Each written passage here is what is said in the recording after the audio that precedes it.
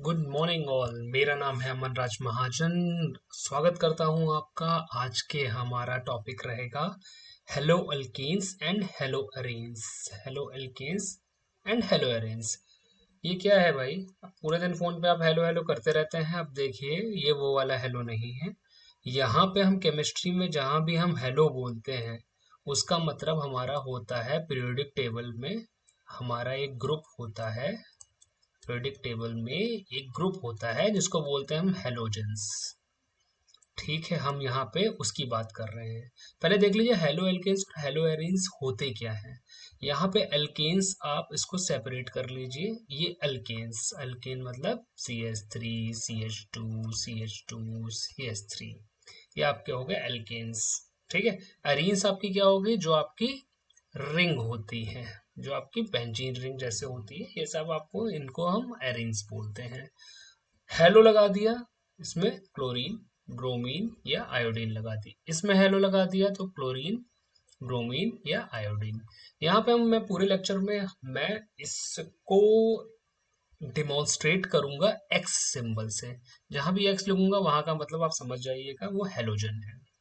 ठीक है, तो चलिए शुरू करते हैं। ये सब बहुत कॉमन सी चीज है, ये आपको मेरे हिसाब से मालूम होगी, मैं इसको समझ कर आगे बढ़ता हूँ।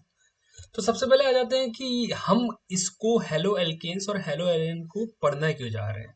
इसका बहुत ही ज़्यादा यूज़ है हमारी ऑर्गेनिक की फील्ड में, हमारी डेली लाइफ में। और सबसे ज़्यादा मैं यहाँ पे आपको दिखाने जाऊँगा कि सबसे बेसिकली हम सबसे ज़्यादा इसको कहाँ पे यूज़ करते हैं।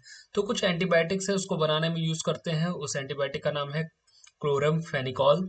जैसे कि यहाँ पे आप देख रहे हैं, जितने भी क्लोरीन यहाँ पे लगे हुए हैं, जितने भी क्लोरीन लगे, ये ऑर्गेनिक कंपाउंड है। बिल्कुल है सर, ऑर्गेनिक कंपाउंड है। इससे हमारा जो हेलोजेंस लगे हुए हैं, ये हमारे हेलो एरीन्स हैं या फिर हेलो एल्केन, हमें आगे देखेंगे हेलो एल्केन या हेलो एरीन्स देखेंगे।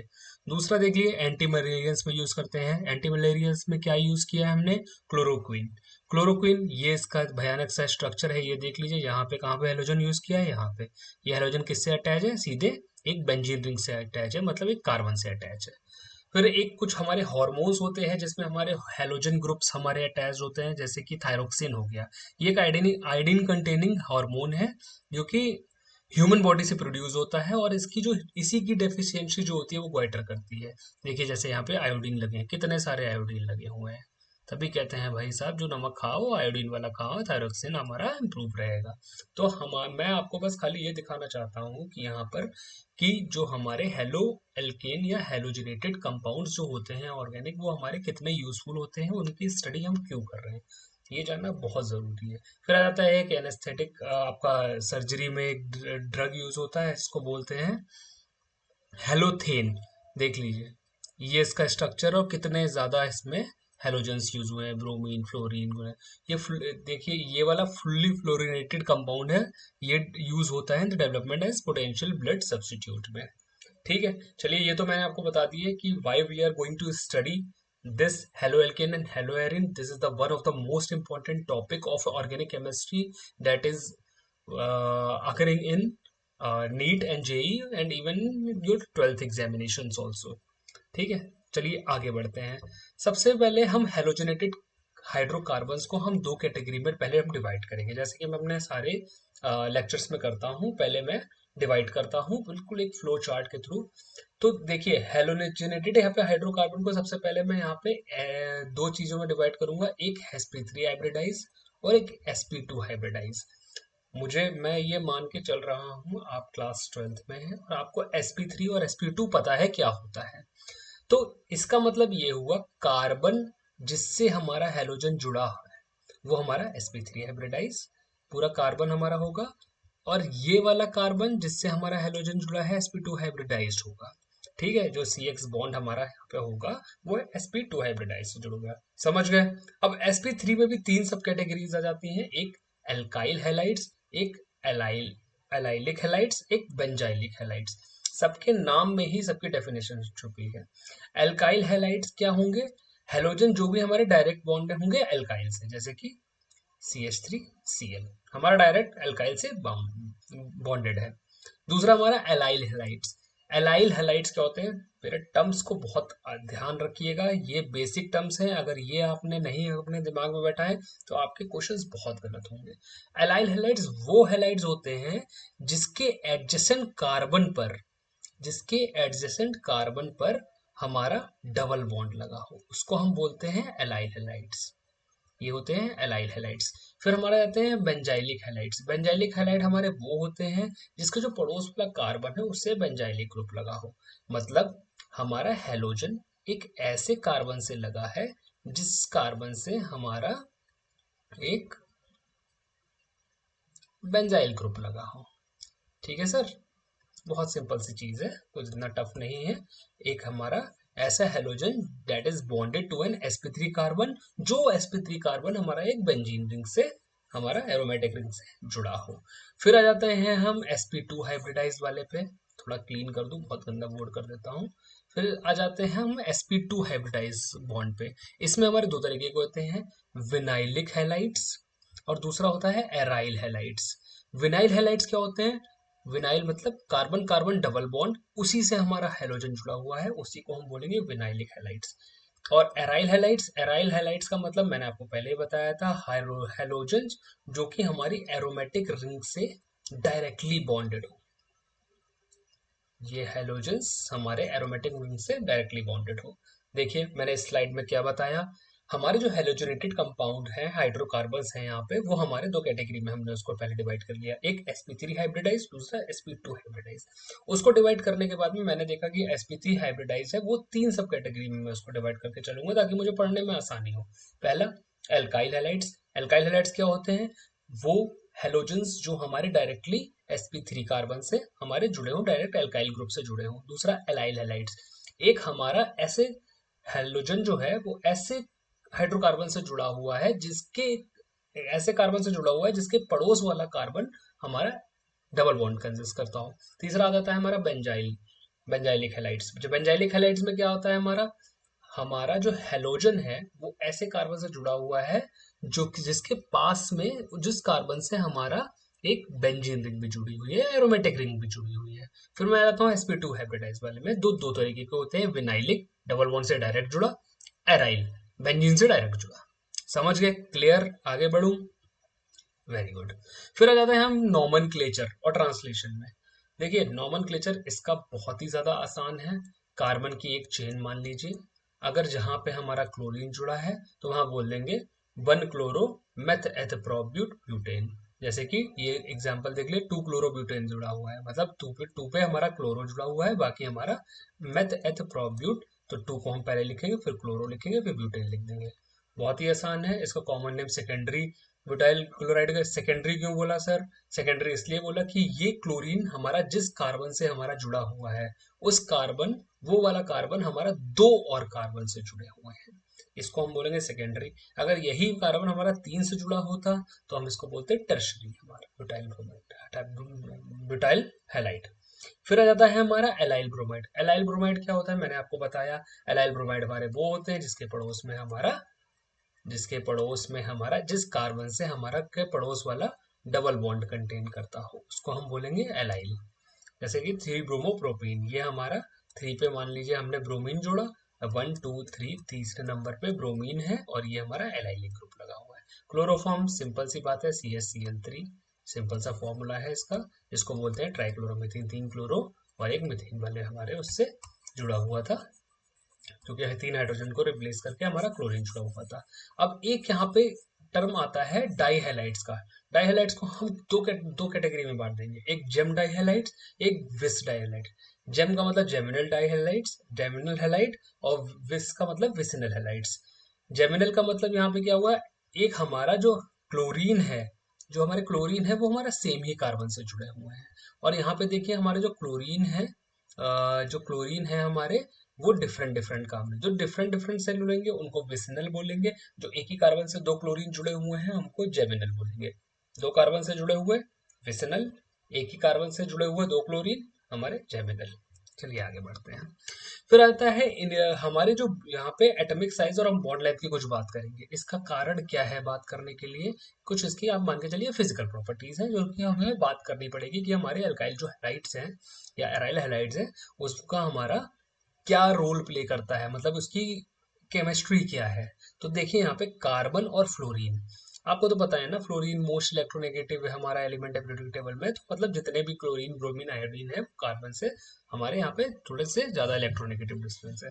तो ये देखिए यहाँ पे जैसे जैसे हम left to up to down बढ़ेंगे, फ्लोरीन से क्लोरीन, क्लोरीन से ब्रोमीन, ब्रोमीन से आयोडीन, तो हमारा यहाँ पे साइज बढ़ेगा, ये तो हमको पता ही है।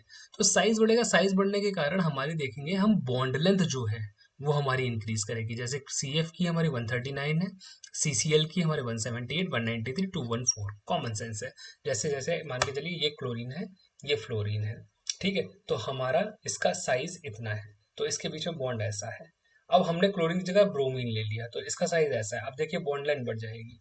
हमने ब्रोमीन की जगह हमने आयोडीन ले लिया, आयोडीन ले लिया तो यहाँ तो देखिए बॉन्ड लेंथ हमारी बढ़ जाएगी। अब जैसे जैसे बॉन्ड लेंथ हमारी बढ़ेगी तो इनकी हमारी एंथैल्पी जो है वो डिक्रीज होगी, ठीक है, इनकी एंथैल्पी डिक्रीज होगी। ये सब रिलेशंस हम पीरियोडिसिटी में पढ़ चुके हैं। फिर आ जाते हैं कि हम यहाँ पे जो इस स्लाइड का जो बेसिक कॉन्सेप्ट है वो आपको समझाता हूँ।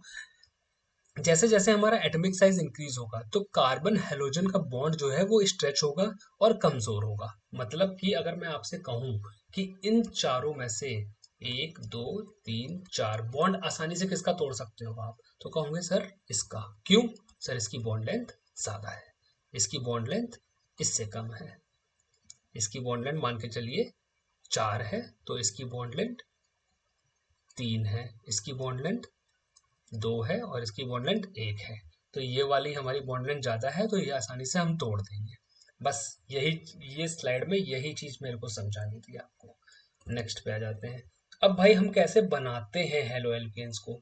आपको पता है प्रिपरेशन बहुत ही ज़्यादा इंपॉर्टेंट होती है। मैंने एक ही स्लाइड में सारी प्रिपरेशन, बिल्कुल दिमाग में ये स्लाइड बैठा लीजिए, आपको अल्कोहल से कैसे बनानी है यहाँ पे मैं आपको यहीं पे बता दूंगा। अल्कोहल से आपको हेलाइड्स कैसे बनाते हैं।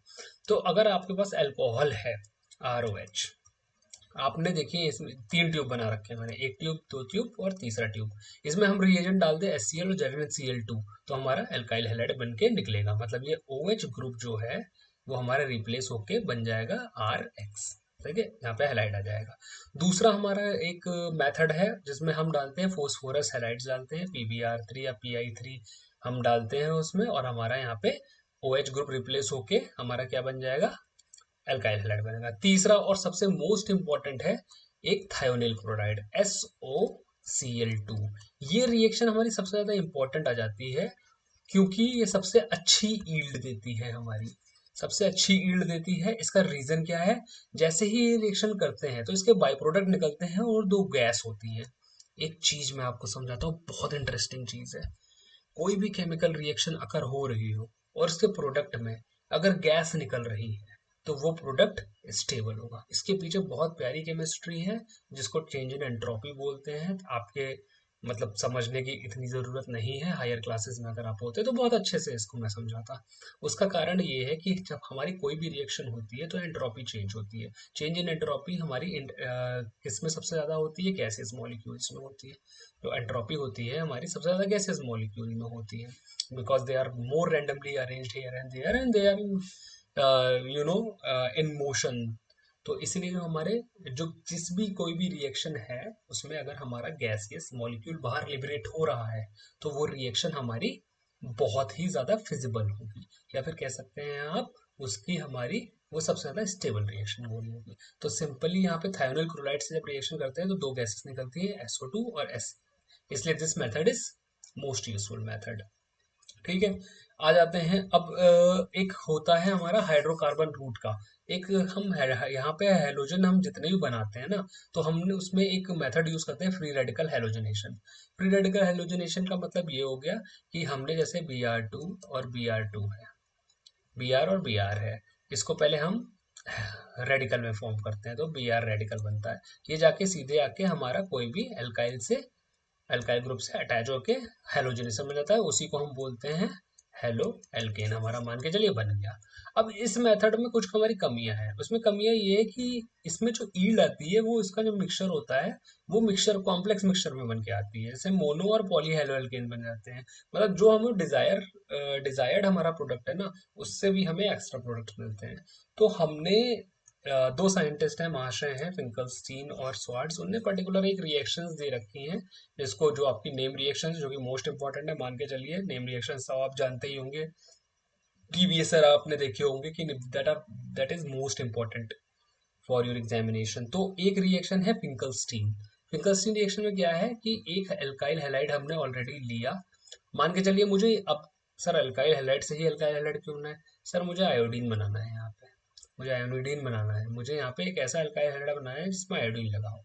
तो मैंने कोई भी अल्काइल हैलाइड लिया, उसकी रिएक्शन NaI सोडियम आयोडाइड से करवाई, तो हमारा RX बन गया, मतलब हमारा मिथाइल आयोडाइड बन गया, मिथाइल इथाइल या एल्काइल आयोडाइड बन गया। इसमें हमारा क्या होता है, जो Na और X है वो हमारा प्रिसिपिटेट आउट हो जाता है, और हमारा जैसे जैसे ये प्रिसिपिटेट होता रहता है, तो आपको पता है कि जब यहाँ पे हमारा प्रिसिपिटेशन होता रहेगा तो हमारी रिएक्शन फॉरवर्ड डायरेक्शन में बढ़ती रहेगी। तो ये हमारी फिंकलस्टीन रिएक्शन है। याद करवा देता हूँ तुरंत के तुरंत, देखिए फिंकलस्टीन में क्या होता है, हमारा एल्काइल हैलाइड NaI नाई से रिएक्ट करके RX बना देता है। सिंपल सी चीज है, याद रखिएगा, बहुत ही इंपॉर्टेंट रिएक्शन है। दूसरी आ जाती है हमारी स्वाट्स। देखिए फिंकलस्टीन में हमने NaI आयोडीन वाला कंपाउंड बनाया है, स्वाट्स में हम फ्लोराइड वाला कंपाउंड बनाएंगे। सर ऐसे ही बनेगा, ऐसे ही बनेगा, थोड़ा सा चेंज है बस इसका, यहाँ पे हम मेटेलिक फ्लोराइड लेते हैं, यहाँ पे हमने सोडियम आयोडाइड लिया, यहाँ पे हम मेटेलिक फ्लोराइड लेते हैं। उसमें AgF भी हो सकता है, Hg2F2 भी हो सकता है, CbF2 भी होता है, SbF5 भी हो सकता है। ये डेफिनेटेड मेथड है, इससे हम एक्सक्लूसिवली एल्काइल फ्लोराइड बनाते हैं। तो स्वाट से एल्काइल फ्लोराइड और फिंकलस्टीन से alkyl iodide. Let's move to the next slide. अब हमें हेलो अरेन्स बनानी है। हेलो अरेन्स, हेलो अरेन्स का मतलब हमारा बेंजीन रिंग या एरोमेटिक रिंग के ऊपर हमारा हेलोजन लगा हुआ। ठीक है, क्लोरीन में बेसिकली हेलोजन के लिए यूज करता हूँ। तो सबसे प्यारा मेथड है हमारा लुईस एसिड कैटलिस्ट, ये याद रखिएगा, FeCl3 और Fe। इसको रिएक्शन को हम डार्क में कराते हैं। ये जो रिएक्शन का पाथवे है वो होता है electrophilic substitution. Electrophilic substitution reaction क्या होती है, वो होती है कि हमारा जो इलेक्ट्रोफाइल होता है वो हमारा एरोमेटिक रिंग से आके जुड़ता है किसी भी एक पर्टिकुलर एटम को सब्स्टिट्यूट करके, बेसिकली यहाँ पे हाइड्रोजन को। ठीक है, मैकेनिज्म आपको नहीं पढ़नी है, आपको खाली याद रखना है कि हमारा जो हेलो अरेन्स है उसका प्रिपरेशन का मेथड क्या है। सर हमने एक टॉल्यून लिया, टॉल्यून का मतलब क्या हुआ, एक बेंजीन रिंग है यहाँ पे, उसके ऊपर है CH3, उसको हम बोलते हैं टॉल्यून। उसकी रिएक्शन हमने की लुईस एसिड कैटलिस्ट से, जो कि हमारा यहाँ पे लाके फ्लोरीन को लाके जोड़ दिया। अब यहाँ पे हम देखेंगे कि हमारे दो तरीके के प्रोडक्ट बनेंगे, एक प्रोडक्ट हमारा बनेगा ऑर्थो और एक प्रोडक्ट बनेगा पैरा। यहाँ पे ये स्ट्रक्चर गलत है, ये मान के चलिए ये आयोडीन है, तो यहाँ पे हमारा टॉल्यूइन है CH3, यहाँ पे नहीं है। यहाँ पे मैं अलग से बना दे रहा हूँ, ये एक पैरा हमारा बनेगा, जैसे कि CH3 है और यहाँ पे आके हमारा हाइड्रोजन जुड़ गया। अभी क्या है, हमारे मिक्सचर ऑफ प्रोडक्ट बने, एक ऑर्थो एक पैरा हमारा हाइड्रोजन बना। अब क्या है कि जो ये हमारा, इसको इजीली हम सेपरेट कर सकते हैं क्योंकि इसका बॉइलिंग पॉइंट और इसका बॉइलिंग पॉइंट हमारा अलग होता है, मतलब इसकी फिजिकल प्रॉपर्टीज अलग होती है। दूसरी most important reaction of this chapter is Sandmeyer's reaction.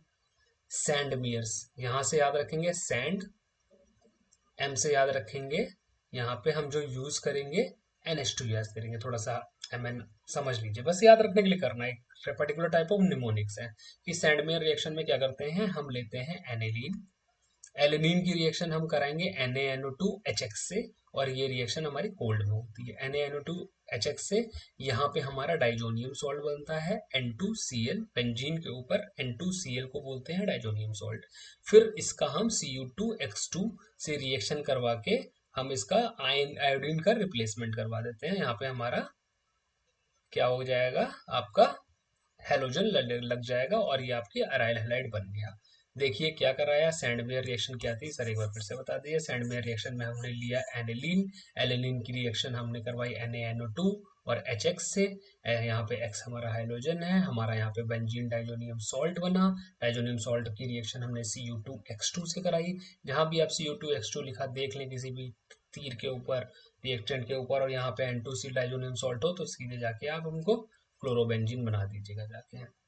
अब देखिए एक नोट यहाँ पे बताता हूँ, for iodine replacement cuprous halide is not. यहाँ पे अगर मुझे आयोडीन लगाना है तो यहाँ पे हम Cu2X2 नहीं लगेंगे, सिंपली हम क्या करेंगे, Ki को डालेंगे सॉल्यूशन में और खाली उसको शेक कर देंगे, हमारा आयोडीन आके लग जाएगा।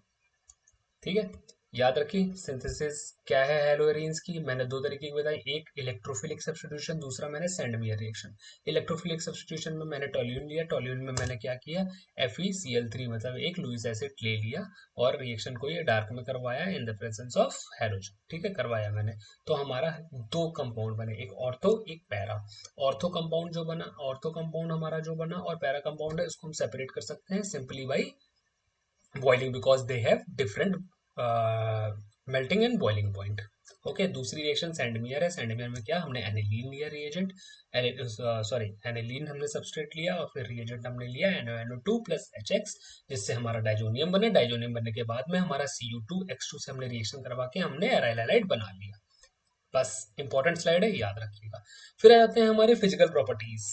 फिजिकल प्रॉपर्टीज में आप जो इंपॉर्टेंट याद रखने वाली चीजें जो आपके एग्जाम में आती है वो ये याद रखिएगा, अगर हमारी जो स्ट्रेट चेन आइसोमर है, मतलब CH3 CH2 CH2 CH2 CH2 Cl, इनका जो बॉइलिंग पॉइंट है हमारा वो हाई होता है उन ब्रांच चेन आइसोमर से। ब्रांच चेन मतलब जैसे कि CH3 है, यहाँ CH2 है, यहाँ एक CH3 लगा दिया, CH है, यहाँ पे हमने कर दिया CH, यहाँ पे एक CH3 और लगा दिया, यहाँ पे लगा दिया CH, यहाँ पे हमने CH2 लगा दिया, यहाँ पे एक CH2 और लगा दिया, यहाँ पे CH3 लगा दिया, यहाँ पे आगे चल के हमने X लगा दिया।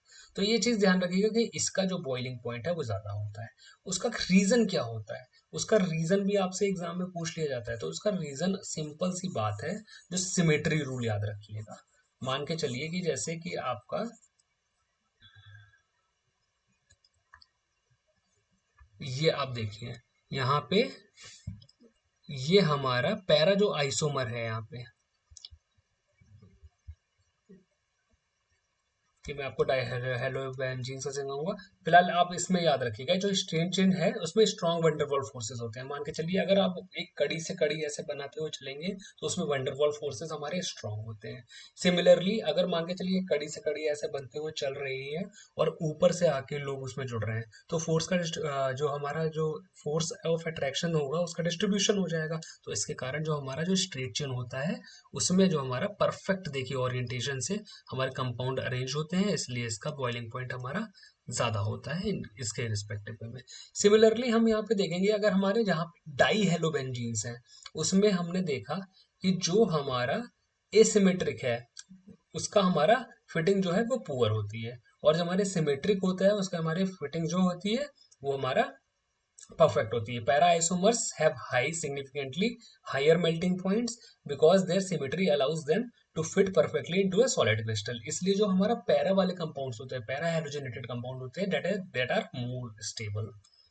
ठीक है, let's move to the next slide. फिर यहाँ पे हम एक कॉन्सेप्ट पढ़ेंगे जिसका नाम है न्यूक्लियोफाइल का नेचर, एम्बीडेंटेंट नेचर। एम्बीडेंटेंट से आप याद रखिएगा कि हमारा एक ऐसे लिगेंड्स, कुछ हमारे ऐसे लिगेंड्स होते हैं जो हमारे दो एरिया प्रोवाइड करते हैं अटैक के लिए।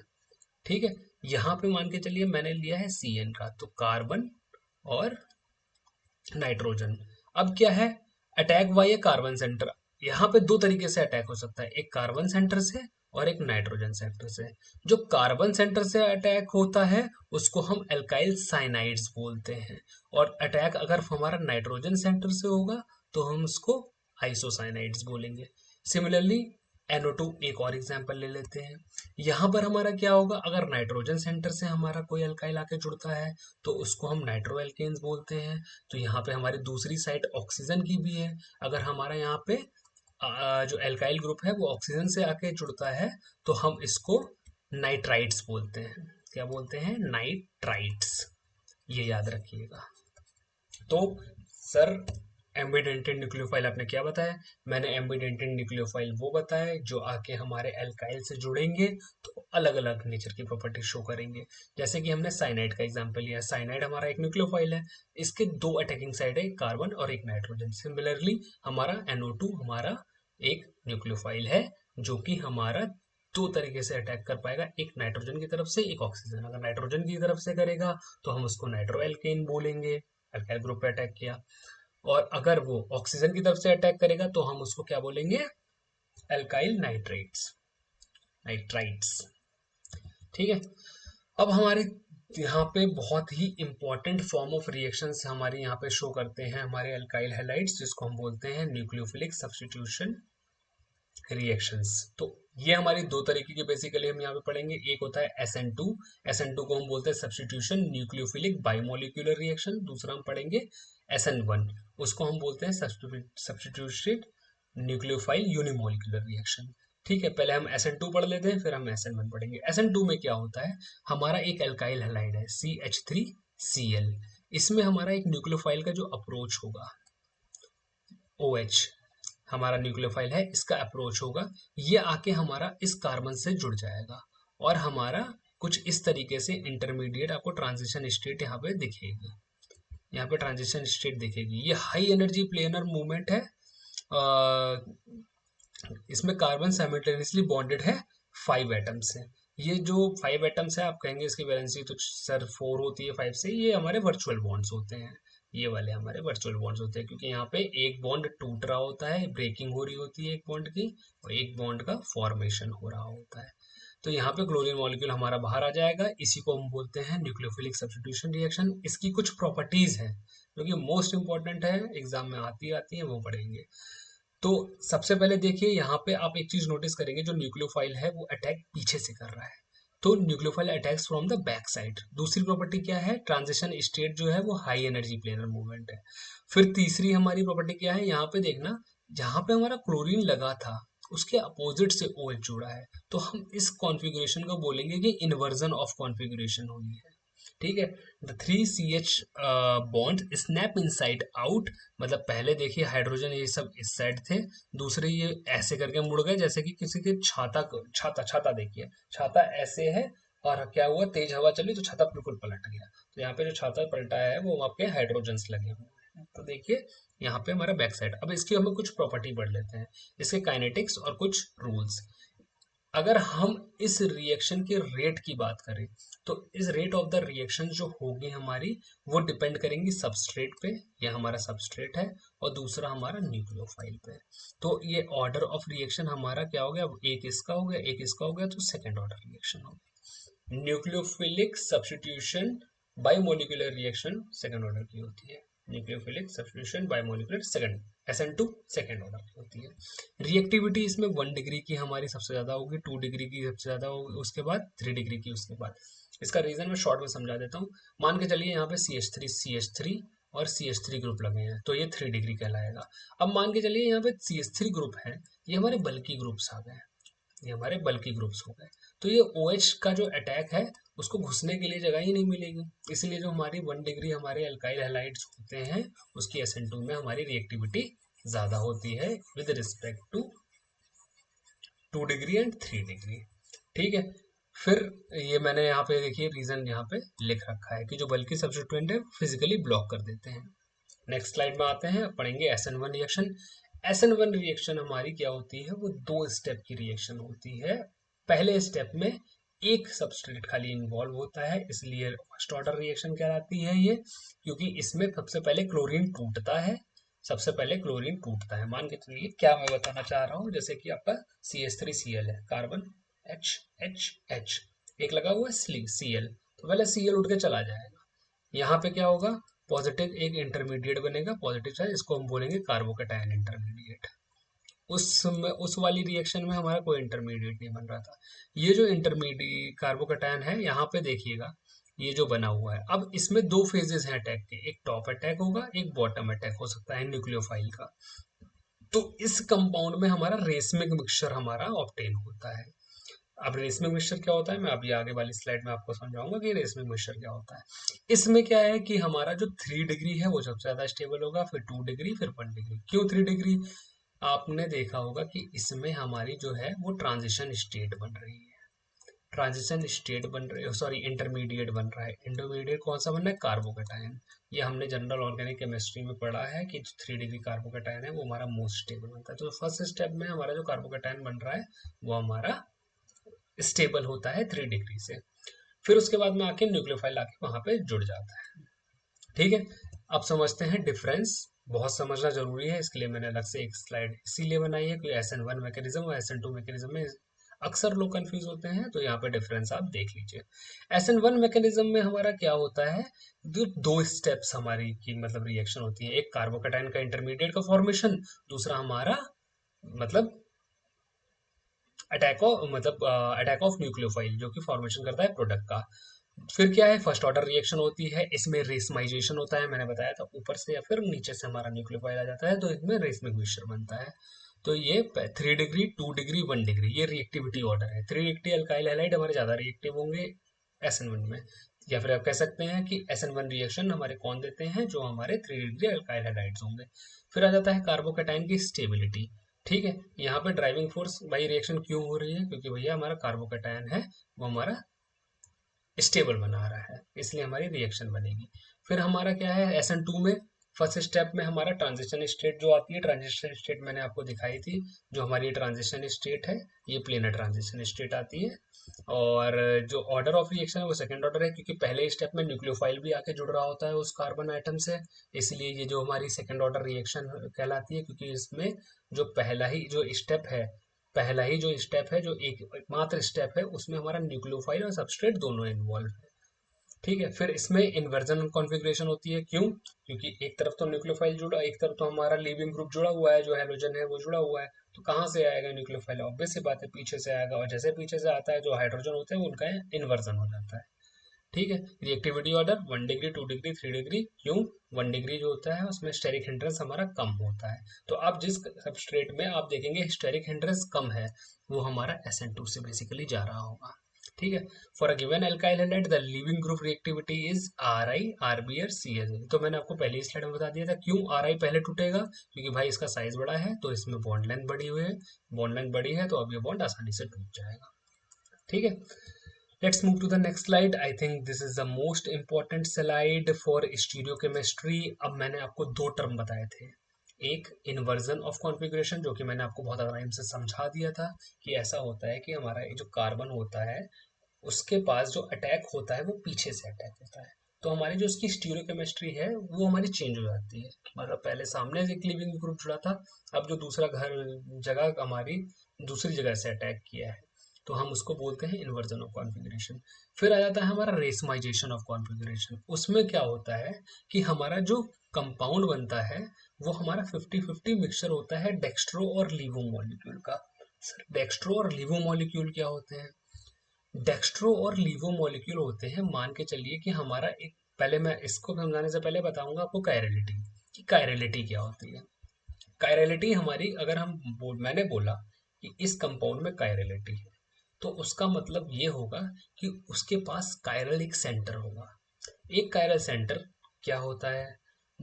एक ऐसा सेंटर जिससे हमारे चार अलग अलग ग्रुप अटैच्ड हों, चार अलग अलग ग्रुप अटैच हो, जैसे कि एक कार्बन जिससे NO2 जो अटैच है, CH3 है, Cl है और H है, उसको हम बोलते हैं कायरलिटी। समझ में आया? जो कि अब दूसरी थोड़ी लैंग्वेज में समझे, वो ऑब्जेक्ट जो नॉन सुपरइम्पोजेबल हो अपने मिरर इमेजेस में, जैसे कि ये हमारे दोनों हाथ हैं, क्या ये हमारे से सुपर इम्पोज हो रहे हैं? नहीं, सुपर इम्पोज ऐसे हो रहे हैं, लेकिन हमारे इस दोनों हाथों को ऐसे उठा के ऐसे करेंगे तो सुपर इम्पोज नहीं होंगे, तो हमारा ये कायरल है। समझ में आया कायरलिटी का?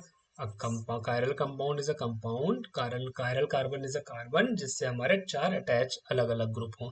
जैसे इस कार्बन से आप देख सकते हैं, ये हमारा एक CH2CH3 अटैच है, एक ऑक्सीजन अटैच है, एक CH3 अटैच है और एक हाइड्रोजन अटैच है, तो ये हमारा कायरल कार्बन होगा। ठीक है, सिमिलरली एक टर्म आता है हमारा इनएंशियोमर्स। इनएंशियोमर्स हमारे क्या होते हैं, ये एक ऐसे स्टीरियो आइसोमर्स होते हैं that are non superimposable but they are mirror images. Non superimposable mirror images को ही हम इनएंशियोमर्स बोलते हैं। ठीक है, उसमें से दो इनएंशियोमर जो होंगे हमारा, एक वो प्लेन पोलराइज्ड लाइट को राइट साइड में रोटेट करेगा, उन कंपाउंड को हम बोलते हैं डेक्स्ट्रो रोटेटरी। और जो दूसरे लेफ्ट साइड में रोटेट करेगा उसको हम बोलते हैं लीवो रोटेटरी। क्या बोला मैंने सर, जो हमारा प्लेन पोलराइज लाइट को राइट साइड को रोटेट करेगा उसको बोलते हैं डेक्स्ट्रो, और जो लेफ्ट साइड में रोटेट करेगा उसको बोलते हैं लीवो रोटेटरी। तो मैंने बताया आपको, बताने का मेरा मेरा पूरा फाउंडेशन बनाने का मतलब खाली एक ही था जो आपको समझने की बात है। तो हमारा जो SN1 रिएक्शन है उसमें हमारा रेसमिक मिक्सचर बनता है 50-50, मतलब डेक्स्ट्रो प्रोडक्ट हमारा 50% बनता है, लीवो प्रोडक्ट हमारा 50% बनता है। तो उसका 0 डिग्री ऑप्टिकल रोटेशन होता है, वह बैलेंस कर देता है दोनों को। 50-50 मिक्सचर ऑफ टू एनैंशियोमर्स बनते हैं जो अपोज करते हैं रोटेशन को, कैंसिल आउट हो जाते हैं, resulting in the net output of 0 degree optical rotation. आया समझ में? ये हमारी छोटी सी स्टीरियोकेमिस्ट्री है। मैंने क्या बताया, कायरल सेंटर क्या होता है, जिससे चार अलग अलग हमारे डिफरेंट डिफरेंट ग्रुप जुड़े हों। एनैंशियोमर्स हमारे क्या होते हैं, नॉन सुपर इम्पोजिबल, एक ऐसे स्टीरियो आइसोमर्स होते हैं जो non superimposable mirror images होते हैं। रेशमिक मिक्सचर क्या होते हैं सर, दो टर्म्स आते हैं यहाँ पे, डेक्स्ट्रो रोटेटरी और लीवो रोटेटरी। लीवो रोटेटरी हमारे प्लेन पोलराइज लाइट को लेफ्ट साइड को जो रोटेट करते हैं उसको हम लीवो रोटेटरी बोलते हैं। जो हमारी प्लेन पोलराइज लाइट को राइट साइड में रोटेट करेंगे उनको हम डेक्स्ट्रो रोटेटरी बोलेंगे। और वही हमारा रेक्समिक मिक्सचर में हमारा क्या होता है, दोनों का 50-50 कॉन्ट्रीब्यूशन होता है। अब आ जाते हैं लास्ट स्लाइड में, इसमें हमारी आ जाती है एलिमिनेशन रिएक्शन। क्या होती है एलिमिनेशन रिएक्शन? सपोज करिए हमारा एक हाइड्रोकार्बन है, ये carbon carbon carbon carbon, hydrogen लगा लीजिए, H H H H H, इससे हमने लगा लिया एक हेलोजन। तो ये हमारा क्या बन गया, एल्काइल ब्रोमाइड। ठीक है सर, हाइड्रोजन हाइड्रोजन हाइड्रोजन। अब मेरे को एलिमिनेशन रिएक्शन समझ गए। एलिमिनेशन, अगर मैं यहाँ से एक इस ब्रोमीन को निकाल दूं, इधर से हाइड्रोजन को निकाल दूं, तो ये कार्बन कार्बन अपनी वैलेंसी पूरी करने के लिए क्या करेगा, बीच में एक डबल बॉन्ड बना लेगा। ठीक है, अब यहाँ पे डिपेंड करता है कि हमारा जो H निकले वो ये निकलेगा या ये निकलेगा। जो इस चीज को डिफाइन करता है वो साहब है हमारे जेट सेव। ठीक है, जेट सेव रूल। उन्होंने क्या बोला था कि जो डिहाइड्रोजनेशन होगा वो प्रेफर करेगा जहां पर एल्कीन है वो greater number of alkyl group से हमारी बनी हो। Greater number of alkyl group मतलब जैसे कि ये हो गया हमारा, यहाँ से कार्बन कार्बन देखिए डबल बॉन्ड है, जो एल्कीन बन रही है उसके पास हमारे एल्काइल ग्रुप ज्यादा है। यहाँ पे कार्बन कार्बन हमारा डबल बॉन्ड बना है तो देखिए यहाँ पे कोई अल्काइल ग्रुप नहीं है, खाली यहाँ पे एक अल्काइल ग्रुप है। समझ में आया?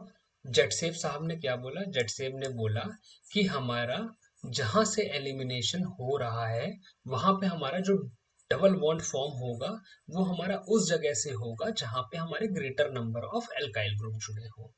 अब इस रिएक्शन को आगे समझ लेते हैं। इस रिएक्शन को बोलते हैं डीहाइड्रोहेलोजनेशन।